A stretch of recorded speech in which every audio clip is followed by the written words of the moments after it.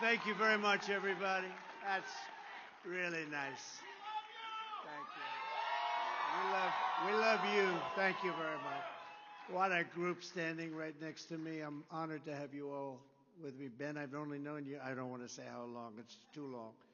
But you have done some job. I'm very proud to be with the 5 gentlemen up here. Very special. And we have a lot of special ladies and gentlemen in the audience that are my friends, and they have been for a long time. Thank you very much. Thank you for being here. And I'm thrilled to be here tonight with crooked Joe Biden's absolutely worst nightmare. Hundreds of proud, black, conservative American patriots. The worst nightmare. Together, we're part of the greatest political movement in the history of our country. It is the greatest movement, I think, without question, in the history of our country. And it's done great things, and then we had a little interruption. But the interruption's not going to last much longer. And we're going to have a tremendous victory. It's going to be even, I believe, greater and probably more important even than in 2016. That was now number 1, but I think this is going to be something very, very special. Over the past 8 years, we've energized the Republican Party, and we've expanded the Republican Party. You and I have made it bigger, better, and so much more interesting than ever before, and much more important than ever before. In 2020, we increased our share of black vote by 50%, 50. And we earned more votes from African Americans, Hispanic Americans, and Asian Americans than any Republican in generations. This hasn't been, you go back many, many decades, and we're really honored by it. We're on track now to smash. You see what's happening. The polling's coming out, and they go, wait a minute, there must be a mistake here. They're saying black people really like Trump. There must be a mistake. These guys know it's no mistake. They're saying, what's going on? We had one today, 28%. We had one at 31%. And, you know, I hate to say, when I looked at Romney, does anybody know Romney? Didn't he get 4%? He got 4% and falling. And we're at a number that people are, frankly, if we were 28%, I don't even think we have to do the election. They would just, I think wouldn't they just sort of leave? They would leave. They'd just say, let's get out of town. Well, the getting is good because we're going to do great things for everybody, for all Americans. As one sign of just how great a job we've done, there are more black Republicans serving in the U.S. House of Representatives today than at any time since the 1870s. That's a long time ago. To me, that's a sign of progress, but the radical left Democrats in a cause, and it's a cause for panic for them. It's a nightmare, hysteria, and rampant outbreaks. They're suffering from a terminal case of Trump derangement syndrome. Have you all heard? They have Trump derangement. They are really not doing well. And they shouldn't be doing well because, honestly, they've done a lousy job for you. They've done a lousy job for you. They've done a lousy job for everybody. But for black Americans, they have done a very poor job. Every day, we are welcoming more black voters back home to the Republican Party. You remember the Party of Lincoln, to help us reclaim the party of Frederick Douglass, party of Abraham Lincoln and other great people. We're delighted to have some of our party's most prominent leaders with us tonight, and they are really incredible leaders with incredible futures.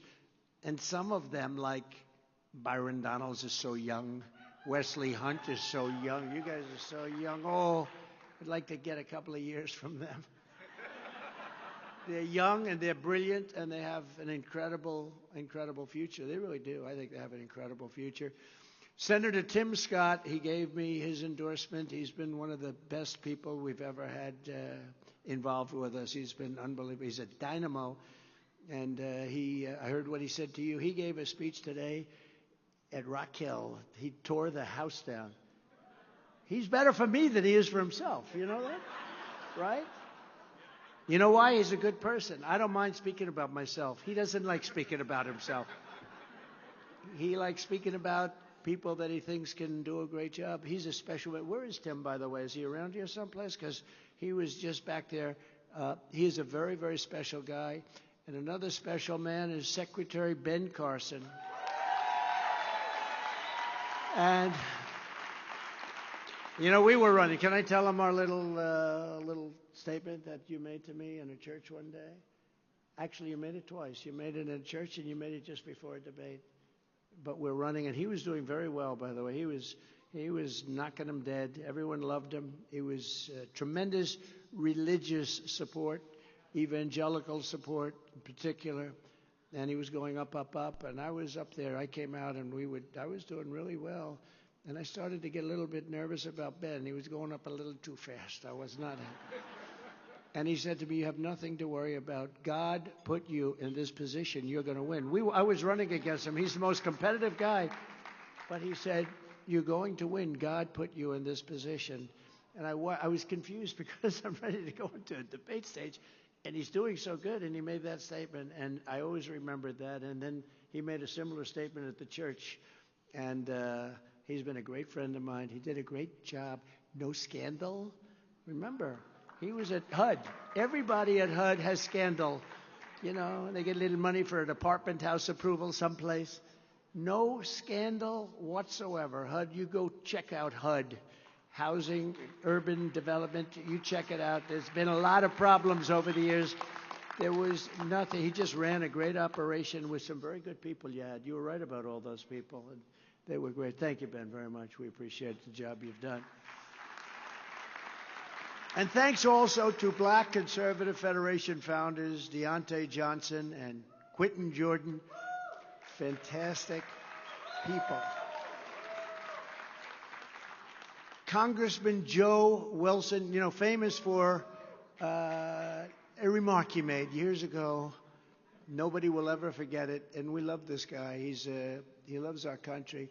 A woman that I've known for a long time. I refuse to say how long, but I've known her for a long time, and she's really incredible. And she was very advanced. I mean, she understood what was happening long before most of the people in the room really did. Alveda King. Where is Alveda? Where is she? Thank you, Alveda. You really were. You know, you were a pioneer in the Republican Party, so to speak. She understood what was going on. Vice Chair of the California GOP, Corinne Rankin. Thank you very much, Corinne. Thank you very much. Great job. She's another one going places. A lot of people are going places in this room. Vice Chair of the Maryland GOP, Nicole Bennett. Thanks, Nicole. Great job you're doing, too. A friend of mine, somewhat controversial, but smart as hell, Vernon Jones. Where's Vernon? He's not even. Are you controversial, Vernon? No. Scott Turner. He did a fantastic job in the administration. Scott. Jack Brewer. These are great names that have done incredible work. Duke Tanner. Thank you, Duke. And I granted clemency, a pardon to Duke, and he's gone on to do fantastic things. It's interesting. I can endorse a person, and sometimes they're grateful and sometimes they're not. I mean, I endorsed a few people that you probably read about. They weren't so grateful, were they? Huh? What do you think? And not too much. They weren't too grateful to me, right? And they said, will you run against the president? And he said, I have no comment. That wasn't good. That meant yes. But I did. I endorsed a few people that weren't very grateful. But the one thing, when I gave pardons to people, every single person, I mean, I've never seen, when they see me, they cry. It's such an incredible power of the president. And people that I felt were unfairly convicted of something, or maybe it was too long. We had a woman, a wonderful woman. We all know who that is. I won't even mention names. She was given 50 years in jail. 50. She served 22, 23. And she had like 25 years left. I said, for what? And today it would be, they wouldn't, it would be a reprimand, what she did. And it was so sad to see that. I let her out. I let a lot of people out, a lot of great people. But I've never had anybody with a pardon. The endorsements, mostly good, but, 10% of them just really are not very appreciative. I wish I had them to do again. I would never give them. I would never give them. I would never give them, I'll tell you that much right now. The hell with those people. But when I pardon somebody, I've never had anybody get out and said, oh, I don't like him. I never liked him. I'd like to run against him. I'd like to do. They see me and they literally start to cry. People with records and people that had some big problems, and they're cleaner than anybody else in the room. When you give a pardon, they're expunged of everything. They're the cleanest people. I often say, this guy who had a rough life is cleaner than anybody else in the room. All dilettantes, right? They say the cleanest.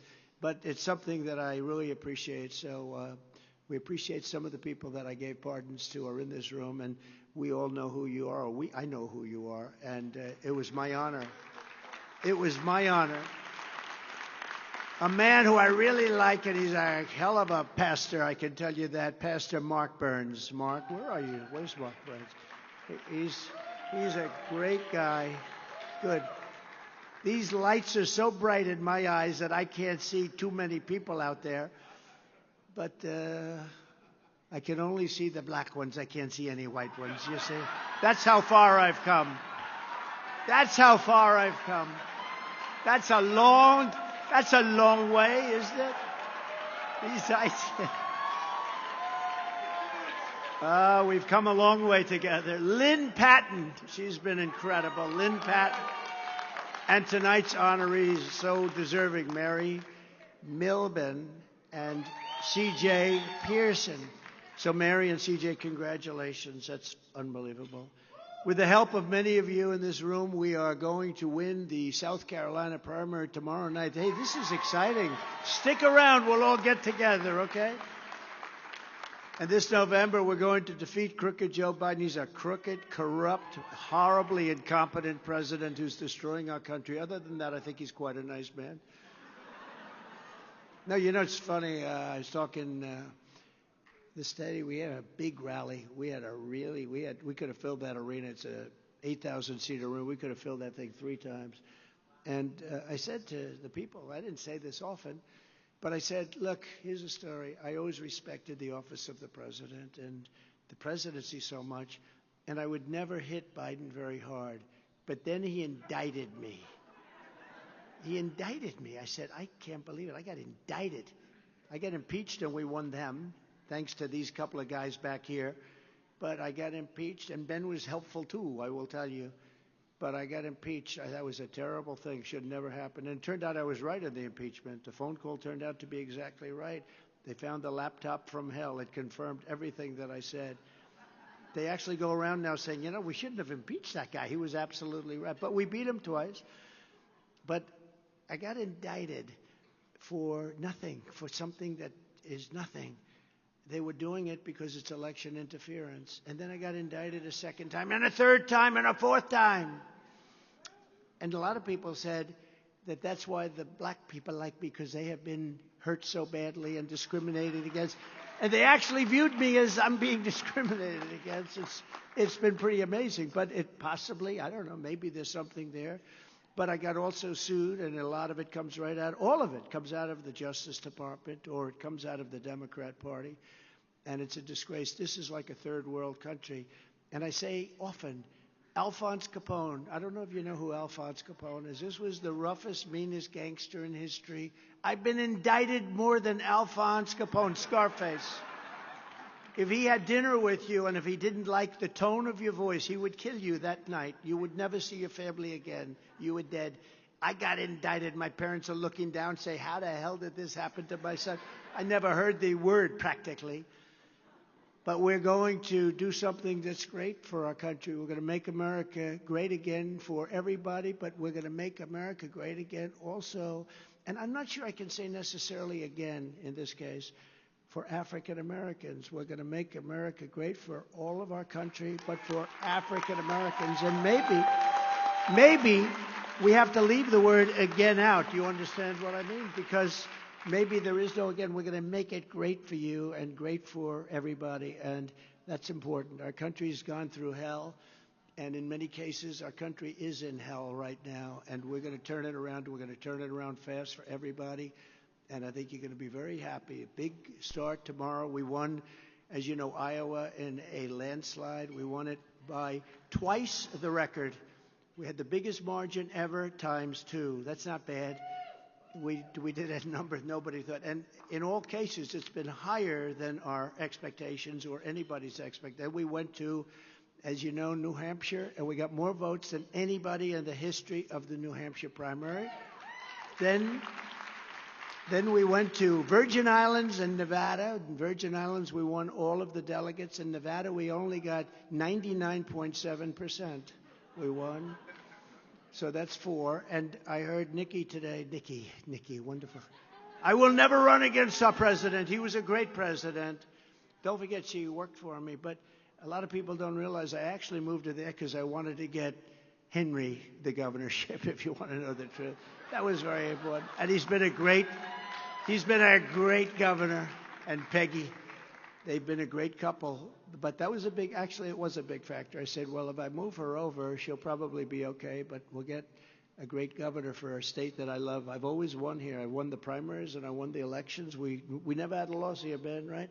We never had a loss. But so, Nikki, we're going to see how that all turns out. But we have a big deal tomorrow. And it's so important that everybody get out and vote because we want to win by big margins because the big day is November 5th. And we have to send a signal that we're coming. We have to send a signal. Our message to the black community in this election will be a very simple one. If you want strong borders, safe neighborhoods, rising wages, good jobs, great education, and the return of the American dream, then congratulations, you are a Republican. It's pretty simple.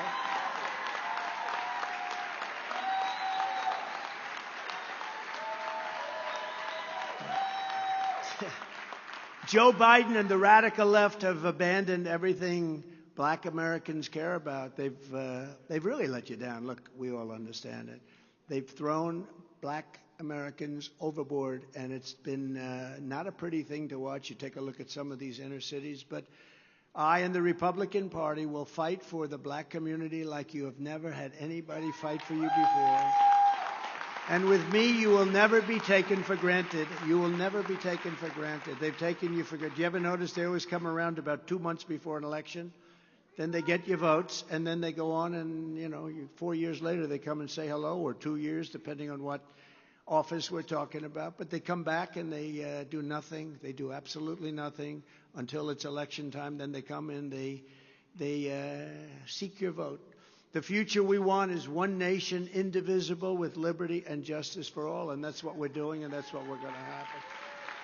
And Joe Biden is actually, his incompetence perhaps, but Joe Biden is a threat to democracy, a real threat to democracy. They're trying to turn that around. They're trying to say, Donald Trump is a threat to democracy. No. When they do weaponization and when they do election interference like a third world country, they're really a threat to democracy. Under my administration, black Americans prospered like no time in the history of our country. We achieved the lowest African American unemployment rate ever recorded. That's a big stat. That's like, Babe Ruth hit the most home runs, or Barry Bonds. I don't know. Who the hell is it? What are we giving Barry Bonds any? Huh? It is, I'd see. I know they put an asterisk. I'm trying to figure out what's going on. But there's something awfully nice. How many home runs did he hit, Do we give it to Barry Bonds? Tell me. Do we give it to Barry Bonds or Babe Ruth? You got to give it to Barry. Okay, I'm okay with that. Huh? Barry? Okay, I'm with Barry. Hey. Especially tonight. I'm with Barry. I'm with Barry. In front of another group, I may be with the Babe, but I don't. But we also set record low unemployment rate among black young people. It was a record. It was never anything like it. Before the China virus, you don't mind if I call it that. We want to be accurate, It came out of China. It came out of China, right? 1.2 million African Americans lifted themselves out of poverty on the strength of the Trump economy, the most in more than a century. Think of it. It's never happened like that before. Black Americans saw their largest increase in home ownership ever recorded. These are things that happened during this 4-year period, Wesley, right? All of it. The black labor force participation rate reached its highest point in a generation with Senator Scott. Tim Scott came to my office. I'll never forget it. I have an idea, he said. We created opportunity zones which drove billions and billions of dollars in wealth to revitalize our most distressed communities, especially in the inner cities. I think it's the greatest economic development program maybe ever, and people don't talk about it. But that was done by Tim Scott, and then he came to see me, and we got it done, and it's been incredible. I got record funding for historically black colleges and universities. You know, the first year I saw like 45 guys come up. They're the heads of most, I think, guys, one wonderful woman, actually. They were the heads of the colleges. And I said, so what are you doing? They said, we come up every year to ask for help, funding. And I said, all right. I didn't think much about it, but I got it for them. The second year they came up, and I said, what are you doing here? Well, we're back again. I said, you have to do this every year? They said, yeah, every year we come up. We never have funding, so we always come up and ask for funding. And one of them said, I feel like a beggar. I come up, I feel like a beggar. We do a good job with those incredible schools, but I feel like a beggar coming up. I said, ooh, that's tough. And sort of then forgot about it as we did. You know, I was focused on Russia hoax, and lots of other things, right? That we won. There was no collusion. I could have told them that in the first minute, Ben. But the third year they came up, I said, okay, you're here to get money again, aren't you? Yeah, that's. And they'd come over to the White House, and I got to know them a little bit, and they were fantastic. I tell you, in particular, like I had some guys in there that were phenomenal people. And I said, you're looking for money again? I said, I have an idea. Why don't we get you a 10-year plan where you have all the money you want? Give me a number, and I'm going to add some more onto it, and I'll get it approved. And I got it approved, and we took care of these incredible people. And I said, the only bad thing is that I like you guys. I may never see you again. It was very sad, actually. I said goodbye to them, and actually I've never seen them again. They don't need me anymore. But Ben knows this. You remember that period of time. It wasn't that easy to get either. And I think a lot of the politicians in Washington used that as a lever to take advantage. In other words, every year they'd have to come up, and what are you going to give me now? They don't have to they don't have to kiss anybody's ass anymore, I can tell you that. So we took care of that. A lot of people don't know that. Everybody on stage knows it. And we'll invest more in a second term. We're going to take care of them, and they really have. They've done a great job, and it's very tough. You're competing against schools that have billions and billions of dollars in endowments, and it's a tough deal. But they've done an incredible job under crooked Joe Biden. It's been nothing but it's really a catastrophe and a disaster, and you know it better. And I'm not saying this, and this is from the heart. It's been a disaster for Black Americans.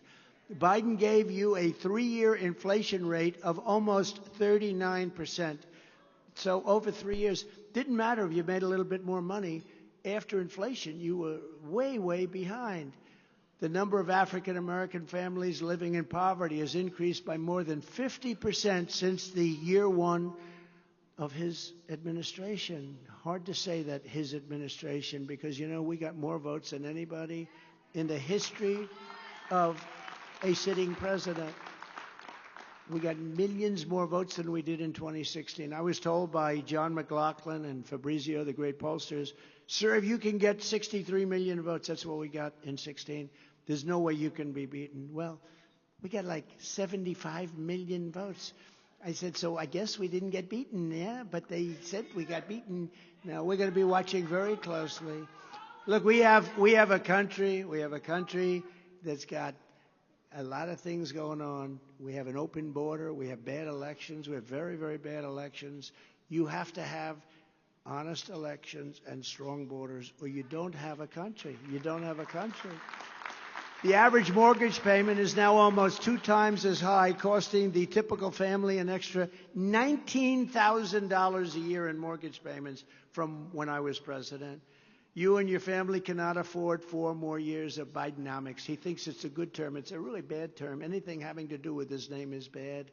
That's why this November, Black Americans are going to tell You all watch The Apprentice, right? They're going to tell crooked Joe Biden, you're fired. You're fired. Get the hell out of here. You're fired. Get out of here. You've been an incompetent, horrible president. You allowed wars to go that should have never happened. Israel should have never been attacked. Ukraine should have never been attacked. You're a lousy president, worst president ever. The happiest person about him, though, and a man who thinks very warmly of him, is Jimmy Carter, because Jimmy Carter is now considered a brilliant president by comparison to crooked Joe Biden. Jimmy Carter is a happy man. For Biden, wrecking the dreams of African Americans is nothing new. You know this. You know the real story behind this guy. I said, do I really want to say this stuff? Then I said, what the hell? I've been saying it. You know, when they said, oh, you can't run. You know, when you look at the presidency, it's such a cherished, incredible position, such responsibility. But 92% of the people were politicians and 8% were generals. So no percent were from where I came from. So they said, oh, he's just going to have a good time. You think I'm having a good time? I'm not sure it's a good time, but I love it. I love it. Because we're going to make America great again. That's why I love it. But I said, do we really want to hit him that hard? Because if you do, you can really go back into history with him. It's the only thing he's really been good at his entire career. You know what that is? Being a racist, because he's a racist. Crooked Joe backed NAFTA, which is a disaster just a disaster. It's been a disaster for Hispanic Americans and for black Americans. China's entry into the World Trade Organization, where they just ripped us apart. I took in $472 billion from China. No other president has taken in anything. They did not want to see me do so well. You know, we're leading in every poll by a lot. You see it. And I don't think China's too happy about that, actually. The Trans-Pacific Partnership and every other globalist horror show that ripped the guts out of our country and pulverized black workers and owners of small businesses. So to any black voter who's thinking of casting your ballot for us for the first time, it might be for the first time, and probably is. It's amazing. What's happened in the last 2 years is actually amazing. And it's been based on results, real results. Just remember, you owe crooked Joe Biden absolutely nothing. You don't owe him a thing, so do not feel guilty. Please do not feel guilty. The radical Democrat Party has waged war on black families for many, many decades. Think of it. It's really 100 years. It's a century.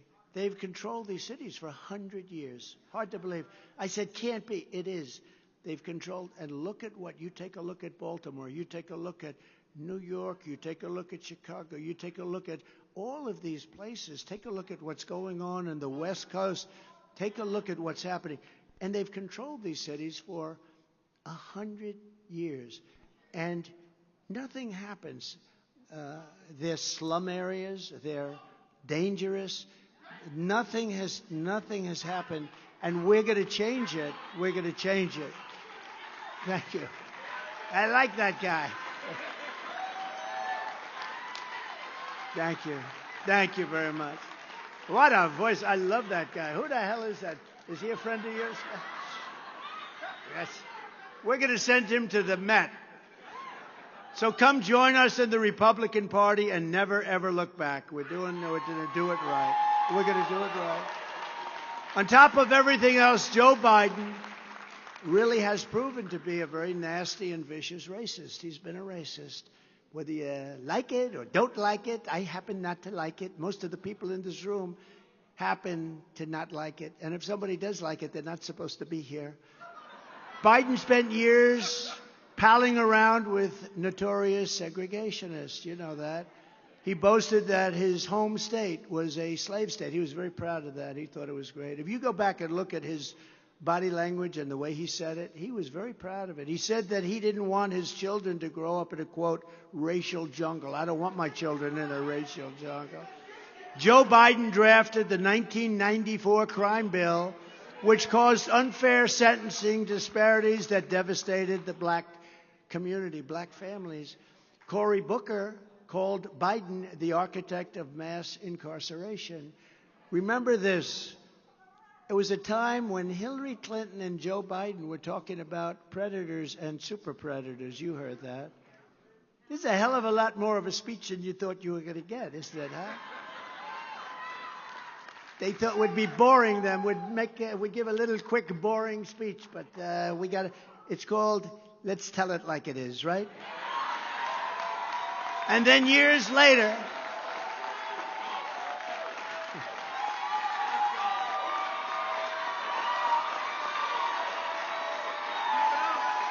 tell it like it is.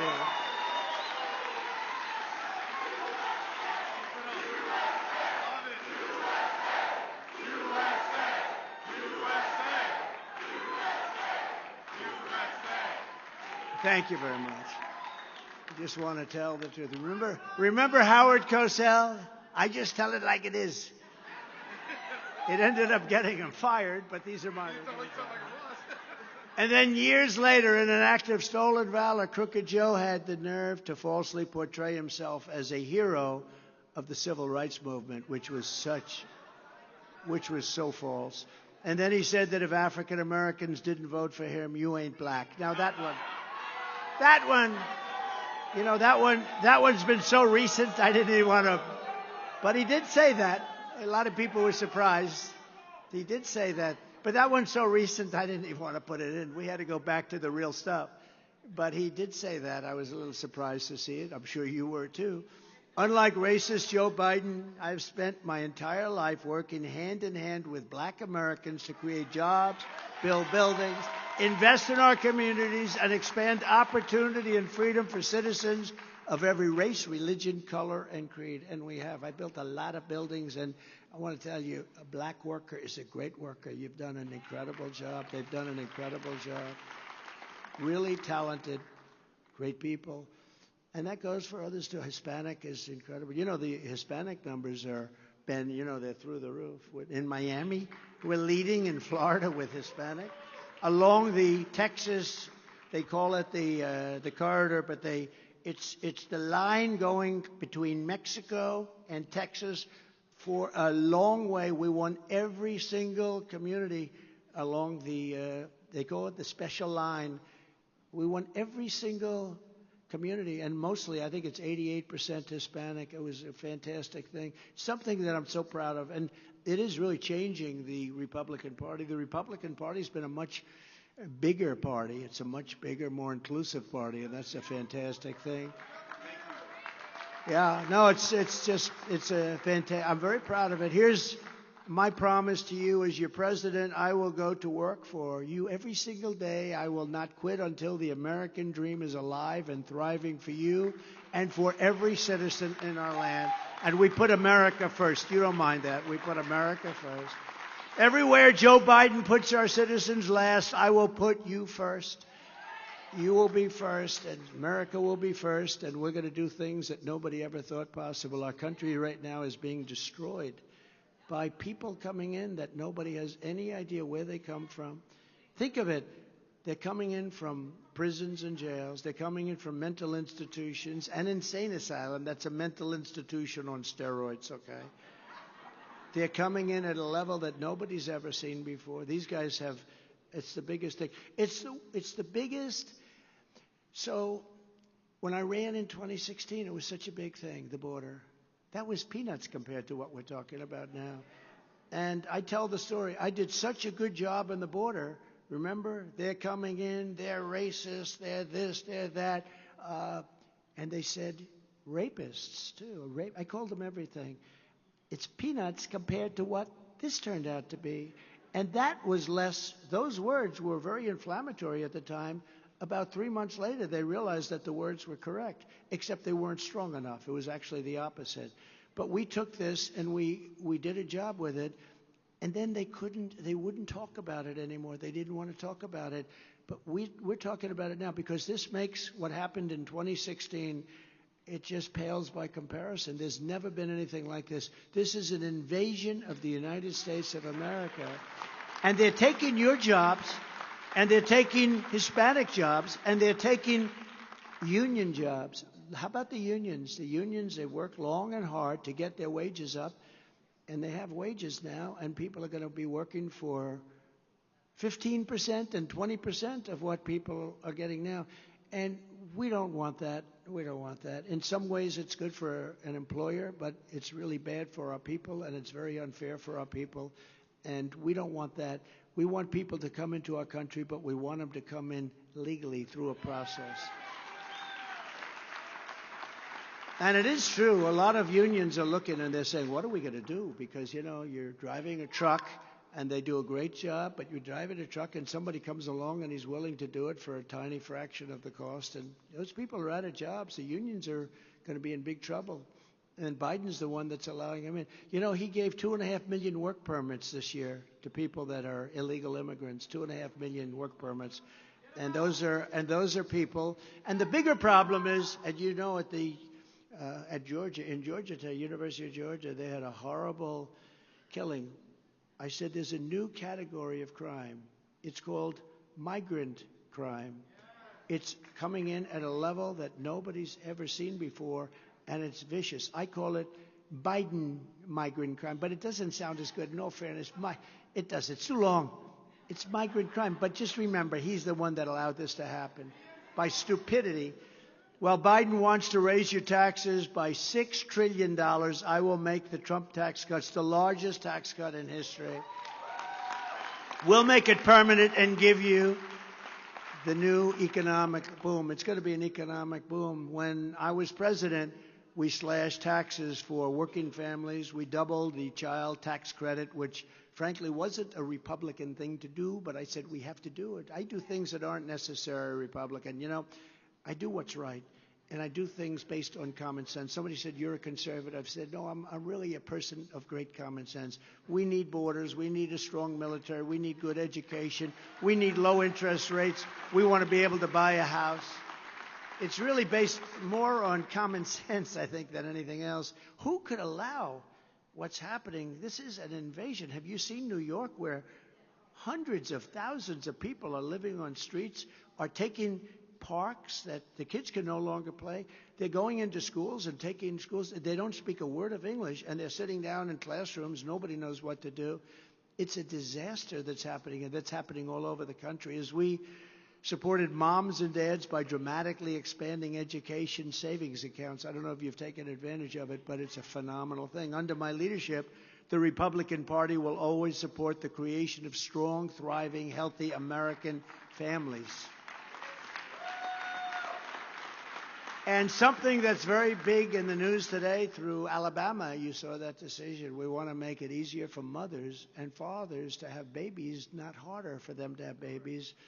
That includes supporting the availability of fertility treatments like IVF in every state in America. You saw what happened. It's become sort of a big story. I put out a statement, and so many politicians are calling me, thank you for that statement. I put it out on a thing called Truth Social. It's the hottest platform. It's also where I speak. It's hot, and it's truth. Everyone said, you'll never get the name Truth. I said, let's try it. Sir, don't bother, you're not going to. They wanted something with 5 letters, like tweet. I don't know, is it a tweet anymore? I don't think so. You know, it's X. So what do you do? Say you're going to tweet? I don't know. They changed the name. I was sort of happy about that. But think of it. They said, they had all these different names, these crazy names that nobody understood. And, you know, like Zion, Ziananing, Dodong, Tadang. 5 letters. I said, ideally 5 letters, like tweet is 5 letters. I said, what about the word truth? Sir, you can't get that. There's no way you can ever buy that. That's generic, and it's just that you're not going to be able to get it, I'm sure. So I said, well, have you checked? No, but I know you can't get it, sir. You know, these are wise guys. These are guys, you pay them a lot of money. They don't know what the hell they're doing. I said, do me a favor. I'm sure you can't get it. Try. So guy walks back into my office. 45 minutes later, he said, sir, you were right. We just bought the name Truth for $2,100. I would have paid millions. A guy had it. He said, man, and he probably got it for nothing, and, you know, a long time ago. And he's happy. He's a very happy man. You know, he walked away with a couple of $1,000 for doing nothing, having a name tied up. And we have the name, and Truth was born. That was a It's a good experience. But it just does tell you, always give it a shot. Never give up. If I wouldn't have said that, would have some name that nobody knows, has any idea what it means. Like the overwhelming majority of Americans, including the vast majority of Republicans, conservatives, Christians, and pro-life Americans, I strongly support the availability of IVF for couples who are trying to have a precious, beautiful little baby. Some people need help, right? You agree? If Wesley didn't agree, I'd probably have to take that back. But he agrees because, again, that's common sense. We want to help people. We want to help women. They need help in some cases. Today, I'm calling on the Alabama legislature to act quickly to find an immediate solution to preserve the availability of IVF in Alabama. The Republican Party should always be on the side of the miracle of life and the side of mothers, fathers, and their beautiful babies. And IVF is an important part of that. And our great Republican Party will always be with you in your quest for the ultimate joy in life, and that's to have a baby. So if we can help, we're going to help. Right? You agree with that? A lot of politicians were very happy because they didn't know how to respond to the decision that came down. Now they all know how to respond. I got so many thank you notes from big politicians. They said, "Thank you, sir," because they didn't like what was happening, and now everybody's happy, and I believe that's exactly where it's going to be going. But they needed that little, well, maybe it's called leadership. I don't know what you'd call it. Maybe it's called just being intelligent, but that's what we want. We want to help the mothers. We want to help people that want to have a baby that maybe otherwise would not be able to. I will stop the Biden inflation disaster, and we will, if you don't mind, drill, baby, drill. Watch energy come way down. You know, the inflation was caused, I would say, would you say 100%, Byron, or 99% by energy, right? He says 90. Yeah. It was just caused by energy. These guys came out, they stopped the drilling, they stopped everything. Now they're going back to the drilling. Now they're going back to the Trump drilling because election's coming up. But the day after that, if they should win, because if they win, the country's destroyed. I don't think our country will survive if they win this election. I think it's the most important election. I used to say it about 2016, and I meant it. But 2016 was nothing compared to what we're going through right now. We're laughed at all over the world. People think they can't believe it. We've become a joke. We've become a joke. We're being laughed at. They don't respect our leader. How can you respect a guy? He can't put two sentences together.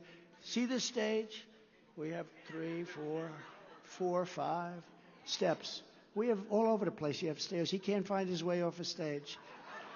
Secret Service has to run up to the stage. He'll walk off the front. He has no idea where the hell he is. And he's negotiating with President Xi of China. So tough.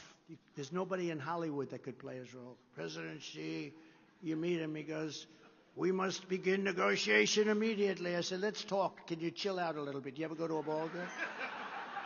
No, it's the first time I met him. He and I were great until COVID, and then I sort of said that was just too much. But we had a great relationship, and first time I met him, "Hello, how are you?" "We must begin negotiation." And they said, "Sure." I like that too. Actually, I respect it. You want to know the truth. In other words, he wants no bullshit. There's something that's okay.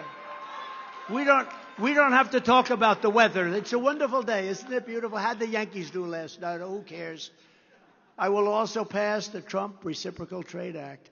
That is, if China or any other country makes us pay a $100 or $200% tariff or tax, we will make them pay a reciprocal tariff or tax of 100 or 200% right back. And basically it's saying, and we don't have too many children in the room, and I'm sure most of them wouldn't be too offended by this, it's basically saying, you screw us and we're going to screw you back. That's all it's doing. We're saying if they charge us a tax, they charge us, if we build a car, if we send it to China, they have a massive tax. So therefore it never gets sent. You don't have American cars in China.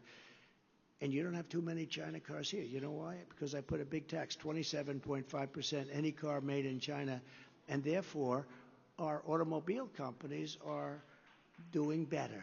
But you have other companies, you have other countries that are really playing that game very big. One of them is Mexico. Deal was made, they've taken 30% of our car business over the last 25 years. That's a lot, 32% to be exact. And they moved it to Mexico.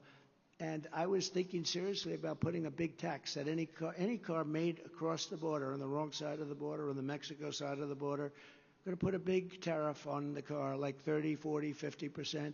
The car no longer has any viability. I'll say, come on over and hire our people and build your plant in the United States, and you won't have any tax to pay, right?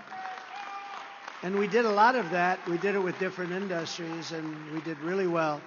This will bring back millions of great-paying manufacturing jobs and raise wages for workers of all backgrounds. The next pillar of our effort to earn the votes of African Americans will be an ironclad pledge to seal the border, stop the invasion, and send Joe Biden's illegal aliens back home. We have to do this.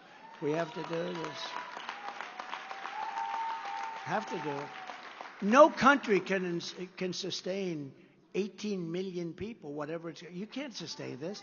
When you go to these cities and they're living in the middle of your best streets, they're living on people's lawns, they throw a tent or they just lie down. It's such a sad thing. I mean, on a human basis, it's tragic. They should have never let this happen.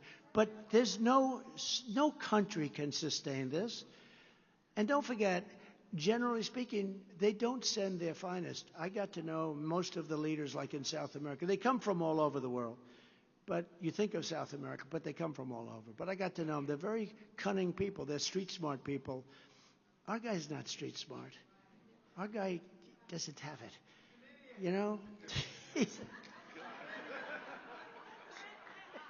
What are you going to... Remember I said that about Chris Christie? You're not allowed to use the word fat. You know that. You're not allowed to call... You're not allowed to call somebody fat. It's politically incorrect, okay? So I was with, this guy has Trump derangement syndrome like nobody. How's he doing lately, by the way? He's got Trump derangement syndrome at, I would say, a terminal level. And some guy shouts out in the audience, he's a fat pig, but nobody heard him. He was very quiet. Right? Nobody heard him. He was in the front row. He said, sir, he's a fat pig. And I said, okay, listen. You, stand up, please. The guy stands up, big, strong guy. I said, you cannot call Chris Christie a fat pig. You just don't do that. You can call him a pig, but not a fat pig. You're not allowed to use... So never, please, I'm going to have you removed from this room. You cannot call him a fat pig. I said that about 12 times to the guy during the night. So anyway, but it's one of those things. Well, he just did. He just said something that was sort of cool back there, but we won't repeat it. No one really is hit harder than the people in this room, the black workers, the Hispanic workers, people that have good jobs. They're going to be decimated. Everything is going to be changed. The world is going to be changed because of all these people pouring into our country. And you have to understand, though, the leaders of these countries, they are street smart. They're not sending their hard-working, good, they're sending people. That's why they're sending them out of their prisons. Prisons in various countries that you know very well are empty. They used to be full. Remember the pictures 2 years ago where they're so crowded? Oh, it was hell. But these are rough guys, too. These are rough, tough guys. You look at MS-13, probably the roughest gang in the world. I mean, they cut people up for fun. They don't like using guns because it's not painful enough. Remember they attacked the 2 girls on Long Island going to school, and they cut them up into little pieces. And these people are coming into our country. They're nasty and tough and horrible. But those countries keep their people, the people that they want. They send us the people that they don't want. That is not just people from prisons. That is not just people from mental institutions and terrorists. It's other people also. They are trying to keep the people that have made their country, whatever it may be, whether that's good, bad, or indifferent. Their wages will be cut in half. Your wages will be cut. The black worker, their wages are going to be cut in half, but much more, I believe, much more than that. And ultimately, their jobs are going to be gone. They're going to be given to other people. It's a bigger problem than anybody understands. Just like I was saying a year ago, you know, I don't want to be bragging, but there was a hat that was made about 2 years ago. It said Trump was right about everything, and it was a big, I was right about everything, I'm telling you. I was right about everything. And what's happening now is something, I said, if you allow these massive numbers of illegals in, you're going to have a crime wave, the likes of which has never been seen. It's now starting. I'm surprised it took as long as it took. But you're having a crime wave now, a different crime wave. But you're having a crime wave the likes of what has never been seen before in this country. I just can't believe it took a couple of years. I guess they were getting comfortable in the country, and then they said, all right, now it's okay to start beating up policemen. But the crime wave is really big. It's migrant crime. It's really big. It's a terrible thing. And you add that to the crime that was already very high. This administration has been a disaster. Joe Biden has already given work permits, as I said, for 2.5 million illegal aliens to complete the total betrayal of black Americans. It's a betrayal. You're not going to be able to get jobs. We got all these people, and they'll work for practically free, and you know, it's just you're going to lose your jobs. And meanwhile, migrants are being dumped in predominantly black communities. You know that. Look at what's happening in Chicago. I watched women, specifically some incredible women. They're like mothers. They're people. They love their neighborhood. They're, you know, they have pictures and names of their neighborhood. They're saying, we don't know what to do. These people are coming in. We don't know what to do. And the city is giving all of the money to them. They're not giving any money to anybody else. They're giving hotel rooms. They're staying in luxury hotels. And our veterans, our blacks and our Hispanics and our Asians are living on the streets with nothing. It's crazy. It's crazy. He's flooding our towns with foreign gangs and deadly drugs. Drugs are pouring into our country. But these women, I don't know, and for some reason it seems to be in Chicago, in particular, the way they have a group. It's just wonderful, beautiful black women that are saying, what are you doing to us? You're destroying our way of life. That's going to be that way all over the country. It's going to be that way all over the country. On day one, I will terminate every open borders policy of the Biden administration, and we will begin the largest domestic deportation operation in American history.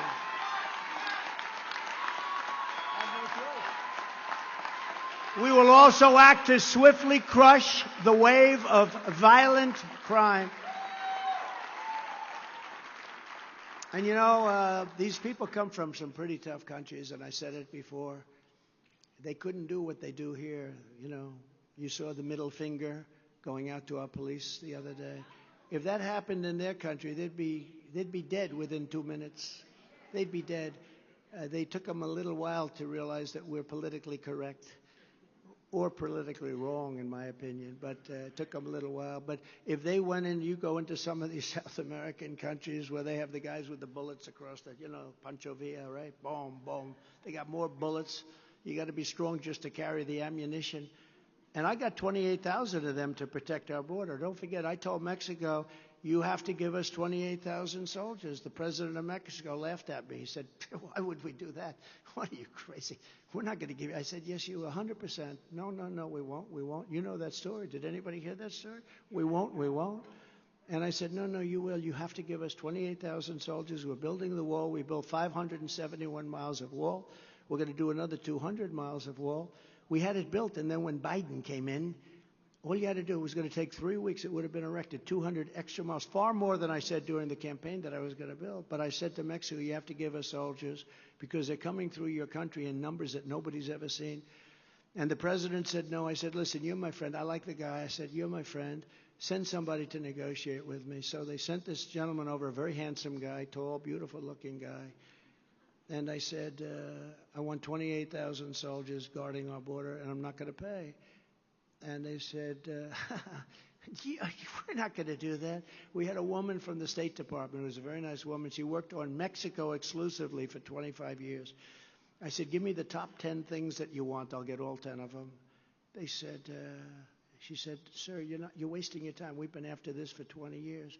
Like catch and release in Mexico, like remain in Mexico, like your title where you have sick people not allowed into our country because they will give disease to other people that would never have happened. You have a lot of very sick people, and we all have a heart. We want to take care of the people. We can't have them come into our country and infect our country.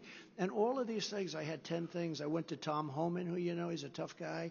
I went to a couple of other, Brandon Judd, great people, and they're very strong. Our border was the strongest it ever was.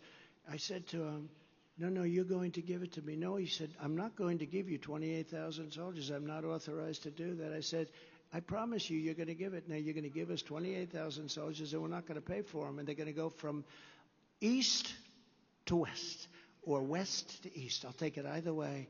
And you're going to give us 28,000. No. He says, no way. I said, way. And he said, no.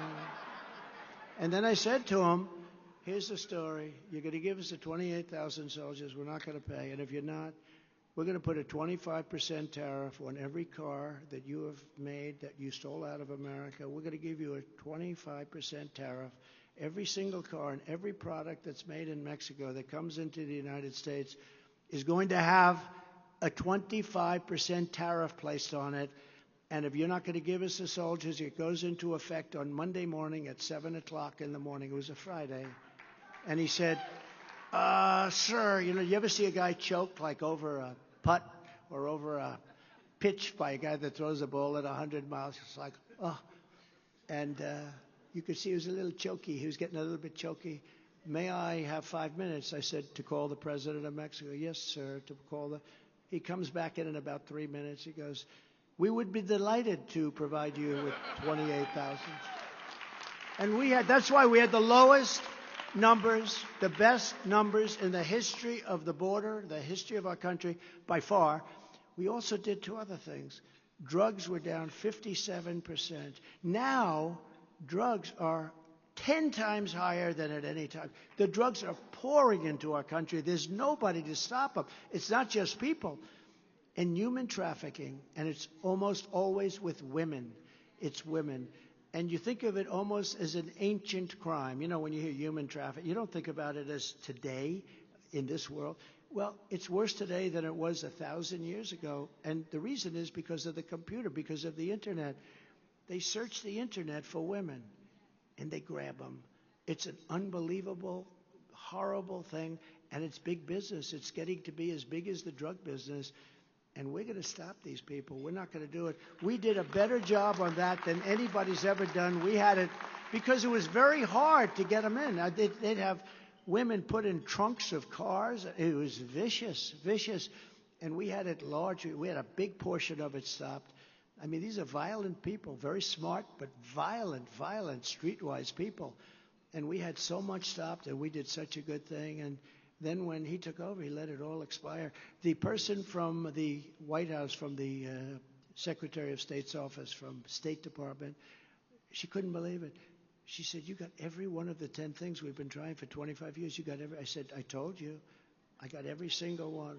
I got things. Remain in Mexico. That was a big thing. When you come up, if you want to come through Mexico, that's okay. But you're going to remain in Mexico until you're approved to come in, of which a very small portion got approved, like about 4%. But you are going to remain in Mexico. You had to see Tijuana. You had to see something. They became like one of the biggest cities. It was a mess. I said, they can't come into our country. We did such a good job. If Joe Biden, somebody told him he looks great in a bathing suit. Now, he's 81 years old. And I don't know. I'm not sure that Cary Grant, do you know Cary Grant? He was this very handsome guy. I'm going to put it more in this. Sidney Poitier, I thought he was very handsome, right? When he was 81, I'm not sure he looked great in a bathing suit. I don't know if anybody looks too great in a bathing suit at 81. What do you think? Maybe these guys look good in a bathing suit. But if he was told by his genius political consultant, some genius that probably gets $1 million a day, sir, you look great in a bathing suit. Go to the beach. Remember, he couldn't lift the chair. You know what the chair weighs? Like about 3 ounces. It's made of aluminum. It's meant for children, young children that are 4 years old to be able to lift them for their grandfather. Remember, he gets the chair, and then he can't lift his feet out of the sand. And somebody was saying that this is a good look. It's not a good look. And it's also not a good look to be out on the beach on a Tuesday and a Wednesday and a Thursday. You know, maybe Saturday and Sunday, Ben, but, you know, when you got a guy that can't get his feet out of the sand, he's falling over, he can't lift the chair, and it was a pathetic sight, actually. And all he had to do, but if he went to the beach and left the border alone, just left it alone, he would have the greatest border that we've ever had. But because I did it, they dismantled everything. They dismantled stay in Mexico. Think of it, remain in Mexico was such a big thing. It was a big deal. To get that from Mexico, by the way, Mr. President, I want you to have everybody remain in your country. Do you think that's easy to say to a guy? That's why they laughed at me. When I first went there, I said, yeah, we want remain in Mexico. We want this, we want that. But the big thing, 28,000. We want 28,000 soldiers. And they laughed at me. They said, this guy must be stupid. How could he ask for something so ridiculous? Within 10 minutes, they were agreeing to everything, you know. You got to have the people that know how to sell. And if they don't know how to sell, you got the wrong people. She worked 25 years. She was a good woman, by the way, but she worked 25 years. She got nothing. I worked 10 minutes. I got the whole damn thing. I'll give you another example. In France, the leader, Macron, right? You know that, right? So I was told, and they're very, they're very difficult, actually. And I was told very strongly that they're going to put a big tax on our companies doing business in France. Emmanuel. And they were going to put a massive 25% tax on American companies doing business in France. Why? You know, we don't want that. Why is that? We don't do it to them. So I called up my Treasury Department. I said, go and negotiate and tell them if they put the tax on, we're not going to be happy. They did. They came back a week later. They said, they won't do anything. Sir, it's been passed by the legislature. So I said, I don't care if it was passed by 10 legislatures. Tell them we're not going to take it. I said, you got 2 more days. Come back. They came back. They didn't bring the turkey. So I said, watch a grown-up do it. These are all geniuses. They're all smart guys. Spectacles, nice spectacles, brilliant guys, all brilliant. They can't do crap. So what I did, I called up. I said, get me Emmanuel Macron, please. Emmanuel, how are you? Oh, Donald, I miss you so much. We must have dinner. I said, yeah, but first we have to settle a problem. Look, you've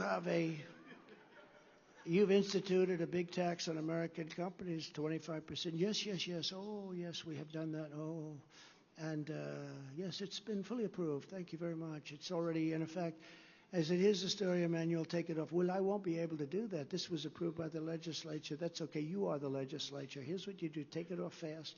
Because if you don't take it off, I'm going to put a 100% frickin' tariff on every bottle of wine and every bottle of champagne that comes into the United States from France. No, Donald, you cannot do that. That would be very unfair. I said, no, unfair is what you're doing to American companies.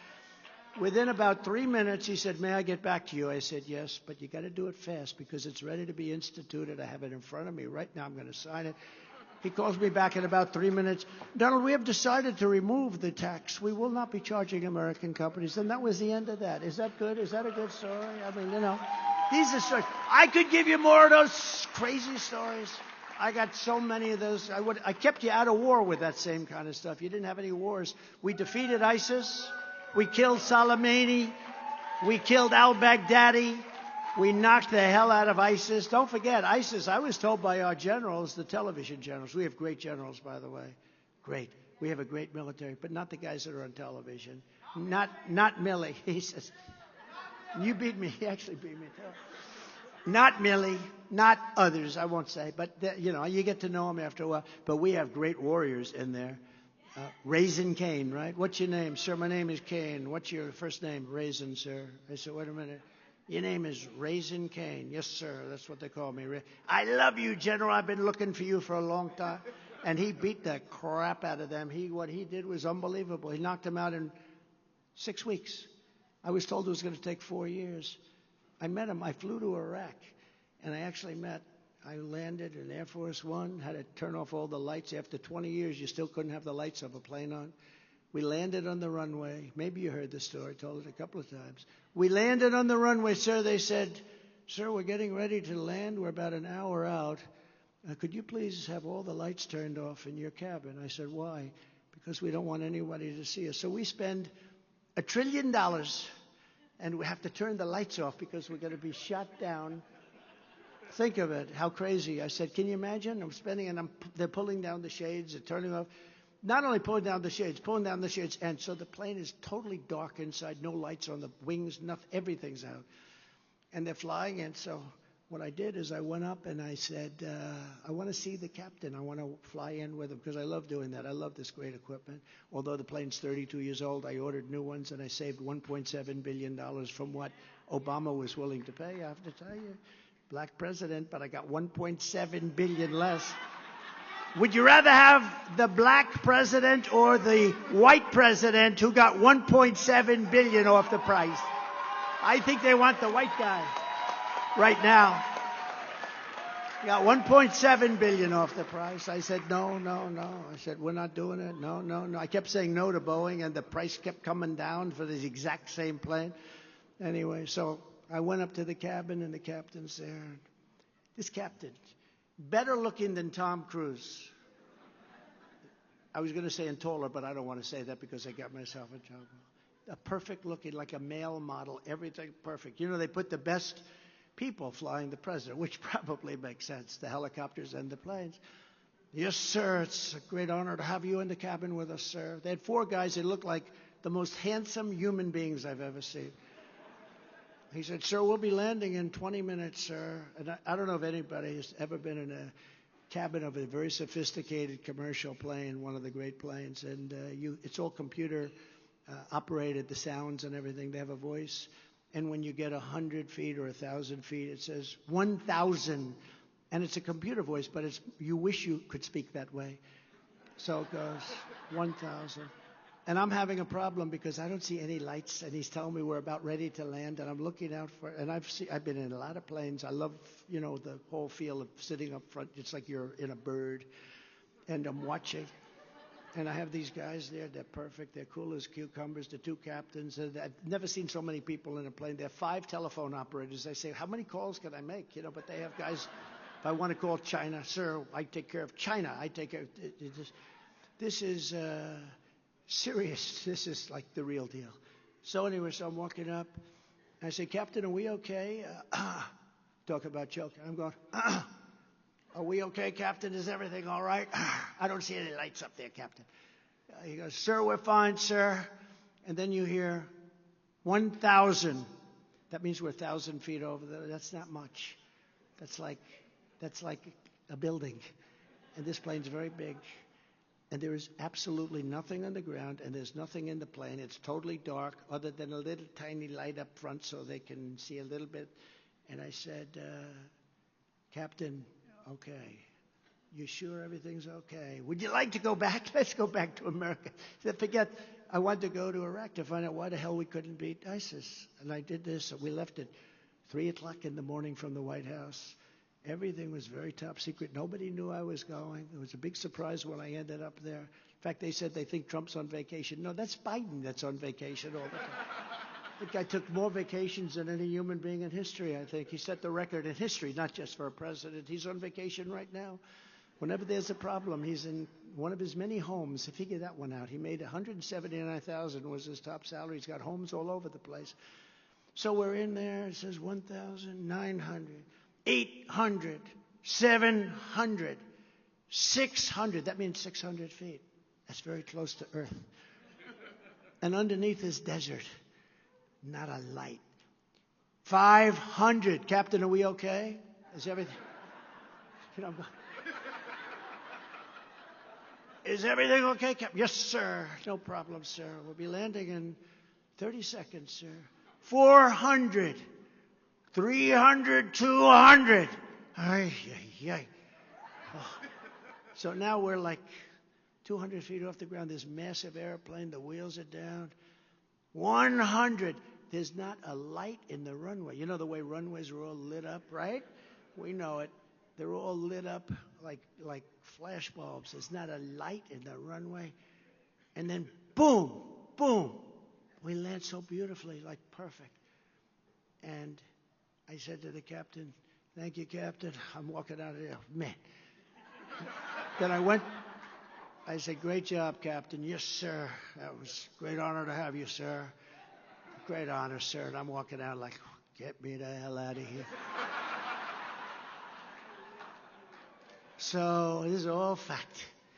So now I'm in Iraq, and I'm going down, and I see my people, and I say, "Let me ask you a question. Does the President of the United States have the right to give himself the Congressional Medal of Honor because I feel I was extremely brave in sitting in that cabin?" They said, "Sir, we don't think that's a good idea." I said, "Okay. See, now I'll show you how dishonest the press is. If that's press back there. Here's the headline tomorrow. Donald Trump wanted to give himself the Congressional Medal of Honor." So, right? That's why you can never be sort of cute and jokey. And, when I imitate Biden, because he can't find his way off a stage, as you all know, he makes a speech that lasts usually about a minute and a half because the octane starts to wear off at a quick rate. You ever notice he starts off strong? Within about 2 minutes, he can't talk anymore. And then he walks off. You ever notice he always goes like this?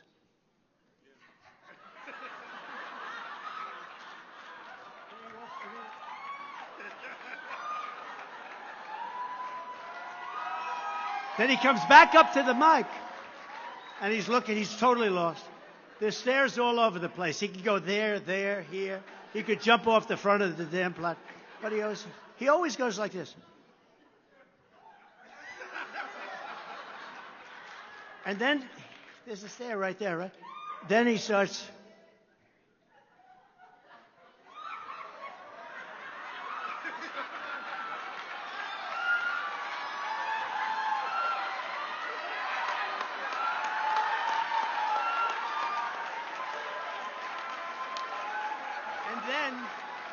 And then Secret Service, by the way, Secret Service, but they're incredible people.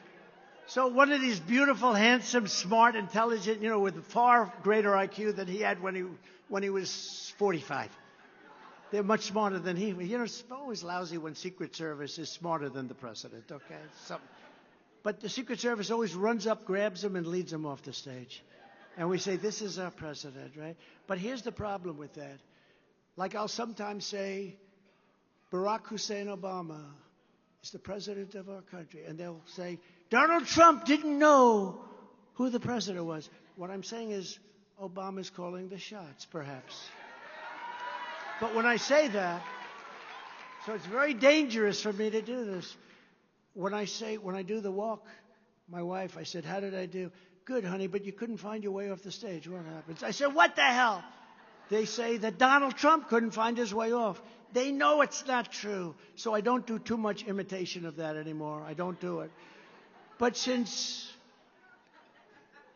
do we have a good time? What the hell? Right? No, it's true.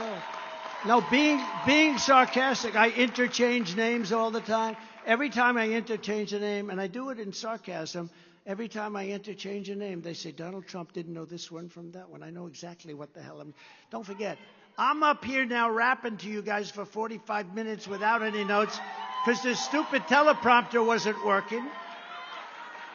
So I could say, like Biden, he'd go like this. If the teleprompter, sometimes no matter how good the equipment, they don't work, right?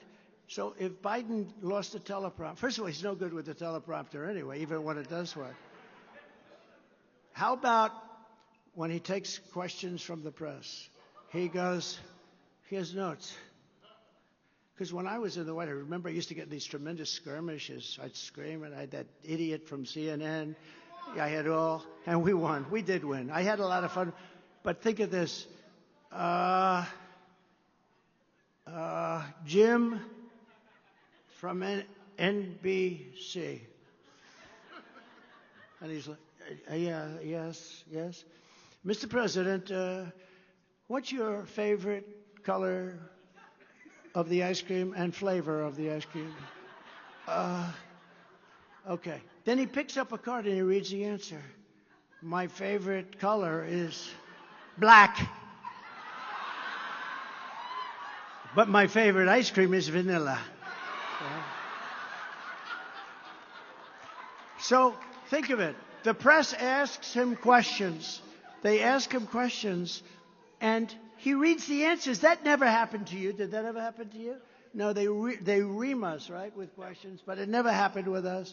But since Biden took office, over 29 major cities have seen a 30% increase in murders or higher. They've never had a crime wave like this in the country. It's going to get much worse because of migrant crime. Last year, Washington, D.C. had the highest number of murders in 26 years. We have a capital where people are afraid to go there now. They're getting murdered. They go there from South Carolina. They go there from different places, and they come home in a box. No one has suffered more than black Americans from the pro-crime agenda of white liberals. Most of the violent crimes in these cities are committed by a small handful of dangerous repeat offenders, many of whom have been set loose by Marxist prosecutors. They don't want to go after them. And radical district attorneys who are too focused on locking up Republicans. They do. I have more people after my ass than anybody. I don't think there's ever been a criminal, the worst criminal in history has not had the kind of attention that I've had. And that's weaponization. That's trying to inflict pain on your political opponent. We've never had that before in this country. You do have it a lot in third world nations, but we are becoming a third world nation. Like citizens of all backgrounds, black Americans want to live in safety, and that is what I will deliver as your president. You want safety more than anybody else. You want safety. You want to be able to go get a loaf of bread and not be shot. I will bring back the rule of law in America, and your community will be safe. I promise you that. As president, I gave our police officers the support and the resources to do their jobs and to do their jobs properly. We did a great job with that, and crime was way down. We also passed groundbreaking criminal justice reform. We wanted that. And nobody wanted it more than our great black citizens. They wanted it. They came to my office. We had a tremendous guy named Van Jones. You know Van Jones? He works for CNN, so nobody watches. But he came to my office along with a few other people. He was brought in by my very brilliant son-in-law, Jared, who's probably liberal, but I don't want to talk about it. A brilliant student from Harvard, probably liberal, but anyway, he says, Van Jones would like to see you and a couple of others. I said, I'm not a big fan of Van Jones. He said, no, it's so good, it's criminal justice reform. Van Jones comes in. He said, sir, we're 5 votes short. You're the only man that can get criminal justice reform done. We're 5 votes short, sir. We need to get some conservative senators. You think that's easy to get? No. And I said, so tell me about it. And he breaks down and he starts crying. And I thought it was a beautiful thing. I mean, it meant to me that he meant a lot. And he was crying like a baby in the office saying, we need your help, sir. It's not going to happen. We were so close, but we're 5 votes short in the Senate. And I said, so tell me about criminal justice reform. And he said, it's something that the black community feels very, very strongly about. And I said, let me look into it. And he left. But the guy was, he broke down, totally broke down in my office. And I called up some guys, and one of them said, you're calling about criminal justice? I don't want to do it, sir, but if you want it, I'll do it. I said, really, I'd appreciate your vote. I called up another one. And then actually we had a couple of conservative guys that actually wanted it, right? We had some conservative senators and congresspeople, very conservative, some of the most conservative. Actually, had the biggest liberals and the biggest conservatives. But I called up a couple, but I had to really twist arms, as they say in the world of politics. And I got it done. Nobody else could have done it but me. Obama tried, he couldn't do it. Bush tried, he couldn't do it. They couldn't do it. I got it done. And it was a big deal, and everybody was happy. And they had a big celebration, and they had a news conference. And Van Jones was there with about 15 or 16 people. I called my wife, our great First Lady, who says hello to you. She loves you, by the way. I called our great First Lady. And I said, honey, I did something really good. Watch this, because the man is right there that I did it for. And He broke down in my office. He really wanted it. It was very beautiful to watch. He wanted it really for the black population. It's a very important thing. You know, you've been trying to get criminal justice reform for 60 years, where people are put, like some of our friends, they're given 50, 60-year jail terms for something that they should be given almost no jail term. And it was a serious problem. But I said, baby, watch this. It's going to be beautiful. He's going to say great things about me. I love that. Look, I don't care who you are. If you're watching television and somebody's on it, they say nice things about you, you tend to like them. Or you tend to at least want to watch. We can all be cool. I don't care. But I said, watch this, honey. It's really important. What we did is something really special. Nobody else could have done it but me. I'm the only one who could have done it. And so watch how nicely he'll recognize me. So he gets up. He goes, today we got criminal justice reform. I want to thank Reverend Al Sharpton. He had nothing to do with it. He said, I want to thank Jim Jones. I want to thank Jim Smith. I want to thank Irving Schwartz. I want to thank this. I want to thank that. I want to thank this. He's reading a list. He never mentioned my name. And I say, Van Jones, someday I'm going to get you, Van Jones. It's true. You know that? He never mentioned my name.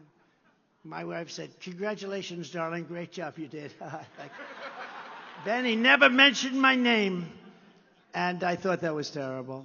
And you can't do that stuff, you know. You can't play those games. Black conservatives understand better than most that some of the greatest evils in our nation's history have come from corrupt systems that try to target and subjugate others to deny them their freedom and to deny them their rights. You understand that. I think that's why the black people are so much on my side now, because they see what's happening to me happens to them. Does that make sense? I've heard that.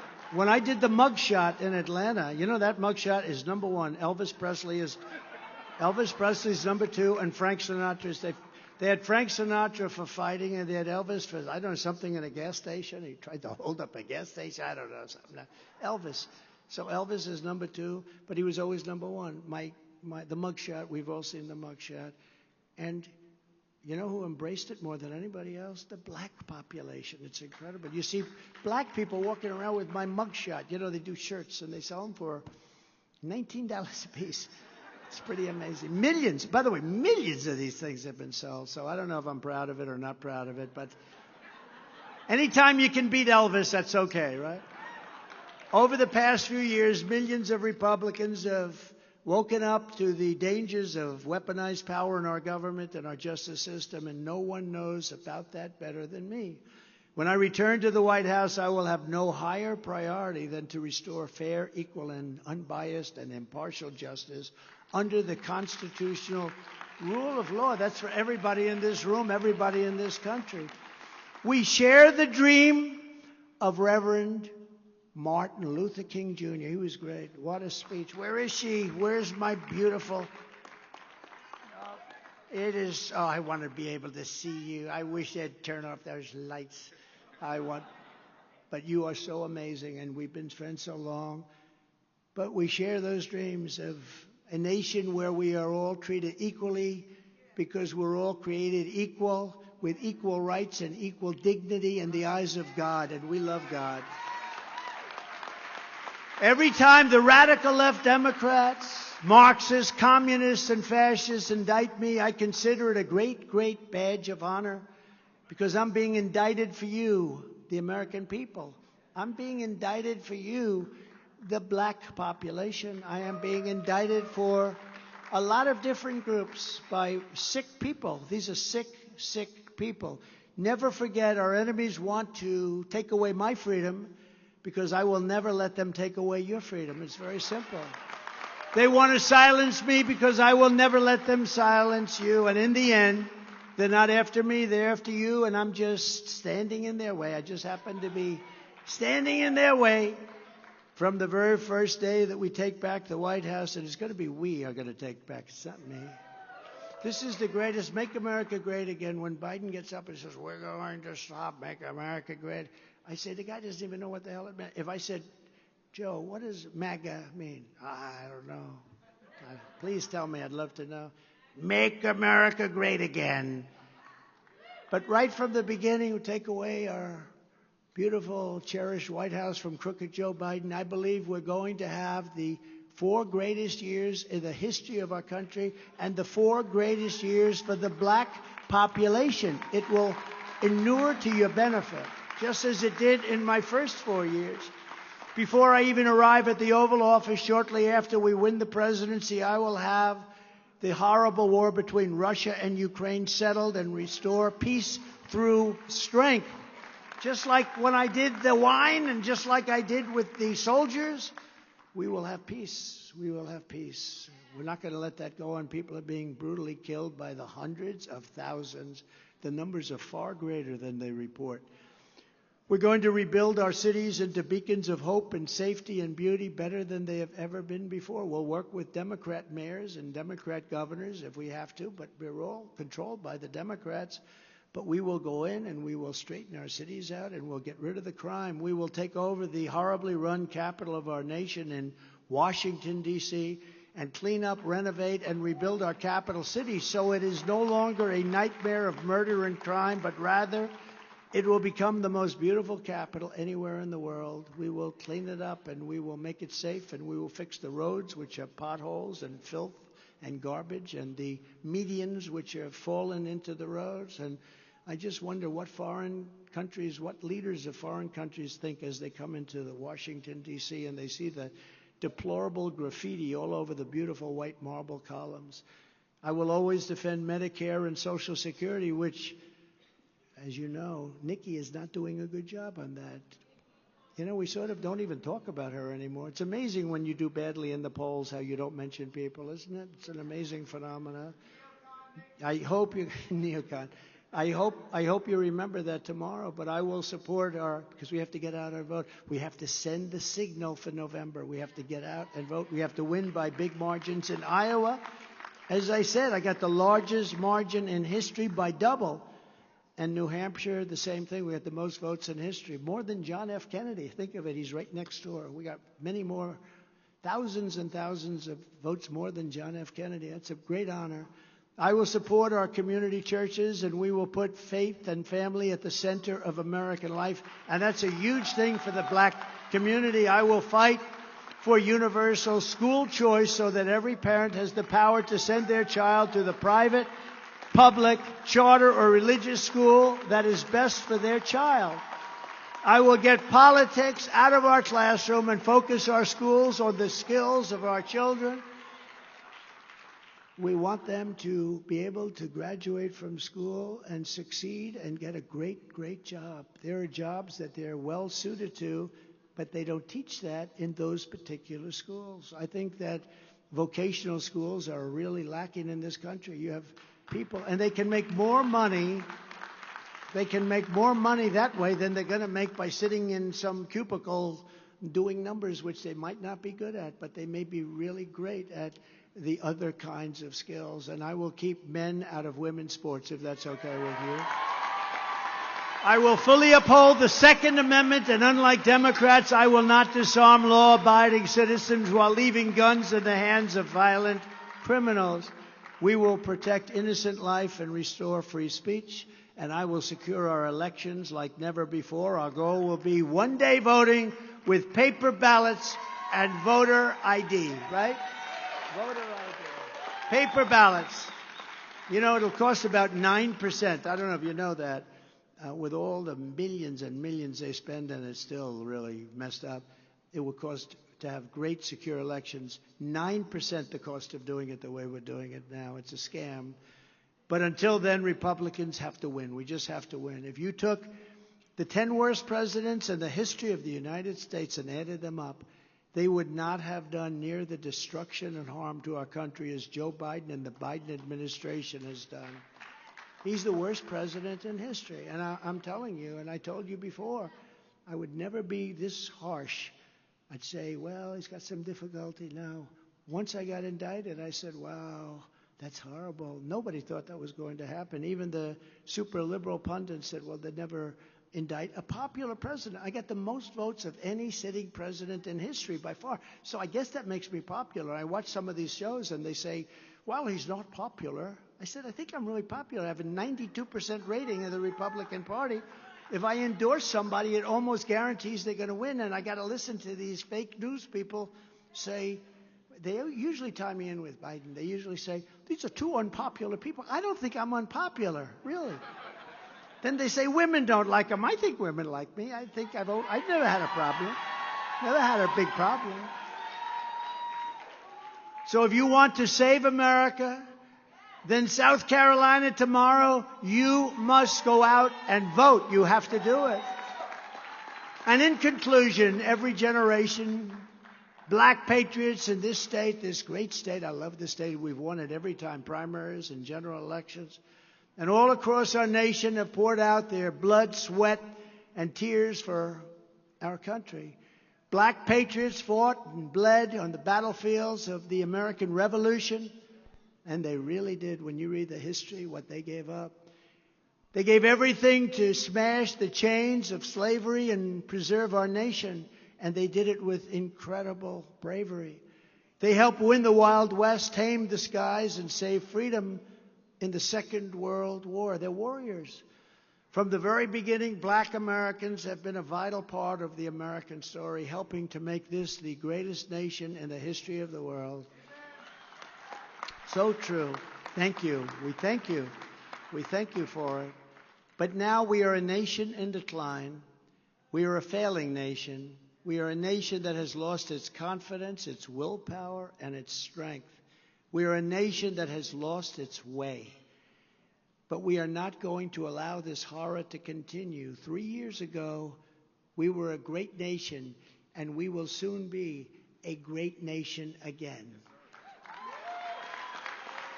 We have to be. We have to be. It was hardworking patriots like you who built this country, and it is hardworking patriots like you who are going to save our country.